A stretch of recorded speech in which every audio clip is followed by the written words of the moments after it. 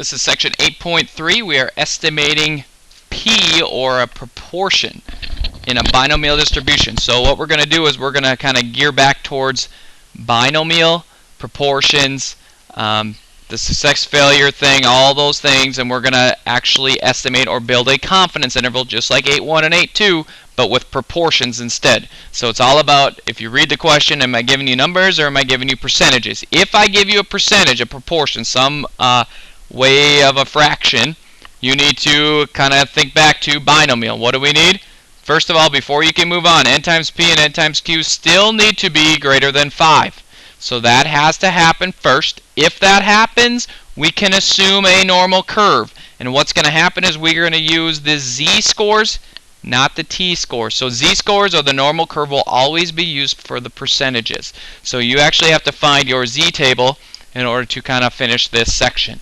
So first things first, instead of an x-bar, because in your formula, if you got to find your formulas, it's going to be this type of formula. It's going to be p hat minus your error, and then p hat plus your error. Okay? P hat is your point estimate, is what we call it. It's essentially it's like your sample mean, if you want to think about it that way. It's what the sample says. So how do you calculate that? It's just what you're looking for over the total. It's your percentage of the success. So we all have done that before, and that's going to be the number that you plug into the first part of your confidence interval. And then we just have to calculate the mean, or the error, excuse me. We have to calculate the error after that. And you're going to notice that this is the same pattern as 8.1 and 8.2, except we have probabilities or proportions instead. So in this particular problem, large survey, 867 out of 1,300 people polled would pay for bottled water rather than drinking tap water. Maybe this is the population of our high school that doesn't want to drink the water out of the water fountain. They'd rather drink bottled water. And maybe 867 people said that they do want to buy water instead of drinking the stuff out of the tap. Well, if that's the case, that means 63.7%, or 0.637, is what we call our point estimate. This is we're taking this from the sample, and this is what we know. The Q hat, all that is what's left over. Please don't be worried about that. Now I want you to look at your note, or your formula sheet. The error formula in there, instead of P times Q, so the error formula, what does it say? It says Z sub C, and then it says square root, and it's P and then 1 minus P over N. 1 minus P, remember, is simply just Q. So that's your Q value going to go in there. These two numbers on top are going to add up to 1. But you're multiplying them, dividing by N, and then taking the square root. That's how we're going to find our error. Alright? Now just to kind of remember back and just make sure that we're on the same thing. We're doing the same margin of error. We are subtracting and adding our error. Just remember, your mean is your P. Your standard deviation, our standard error, is square root of P times Q divided by N.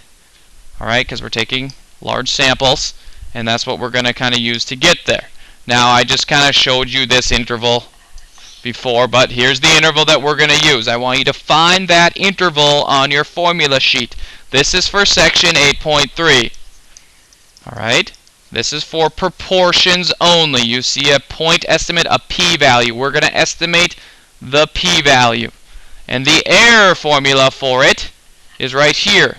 And this should also be written in your formula sheet, except it looks a little different. Like I just said, instead of Q, you have 1 minus P in your formula sheet. Just know that that is interchangeable. It's the exact same thing. So we're going to have to find the error first, and then we can plug that in to our interval. And then we will write the interval out as we did before. So here's an example. This is the only one I'm going to give you, because hopefully by now this is becoming a little bit easier to comprehend. Point estimate. If I need a p hat, a point estimate, I need a sample and information. This is the exact same problem that we started with on like the third slide. So my point estimate, I'm not going to do it again, is 0.637. If you take 867 divided by 1361, you get this number right here.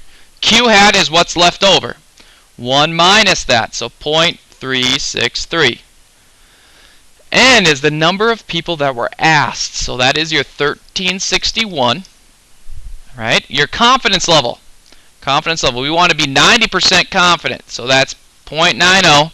And then my Z Now it's a z-score because with a proportion it'll always be a z-score. So now you can go to your z-table in that chart. I talked about that box the other day, or I will today for sure. And you're going to get the z-score of 1.645 is your z-critical value for a 90% confidence level.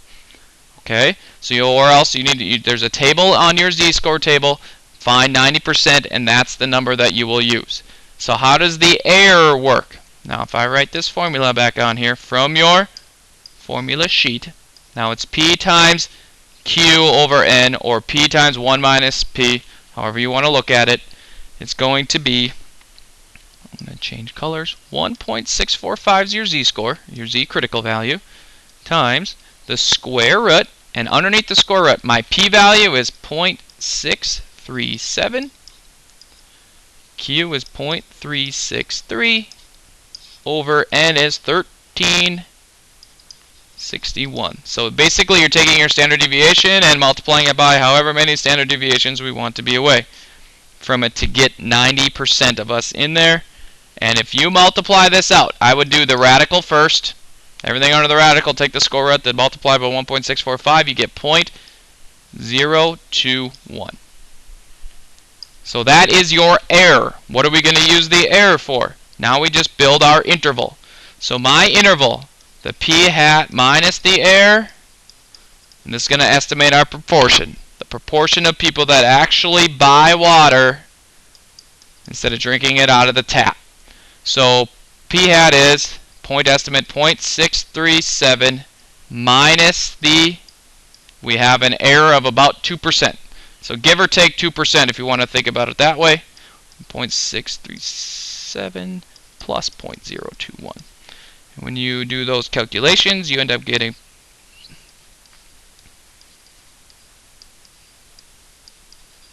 0.616268. And now, just like every other section, you have to write a statement. Blanket statement. Explain to me what's going on. So we'll always start with, what kind of confidence do we have? 90% confidence. Tell me what we're talking about. And in this problem, proportion instead of average. The proportion of people that buy bottled water is between, and then give me your answer. What is the answer? It's just your interval that we built. So I'm going to rewrite this as percentages. So 61.6 and 65.8%.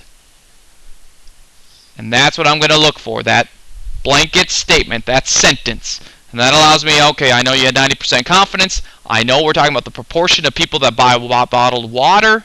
And it's between your interval that you built. So notice that this section is not a lot different. You're still going to build an interval like this guy right here. You're still going to add and subtract the error. You just got to think to yourself, okay, is it a probability or a proportion? If it is, then you go in and find the error formula for the p hat. Figure that part out, add and subtract it, and you're done. So that is section 8.3. Hopefully all of this is kind of coming together pretty nice. I just want to point out, especially with the election coming up, when you start seeing intervals for who is ahead, who's behind, whatever, poll states these exact things. Proportion reported, they say with 95% confidence or something like that. All that is they take the report and they subtract the error and they add the error, and it's going to be between 57 or 45 to 54% or something. That's what they're doing. This is exactly what we're doing in class, just to a larger scale when you think about general elections and things like that. So this is the assignment that we're going to end up working on in class in the next couple days. Hope you all have a wonderful day.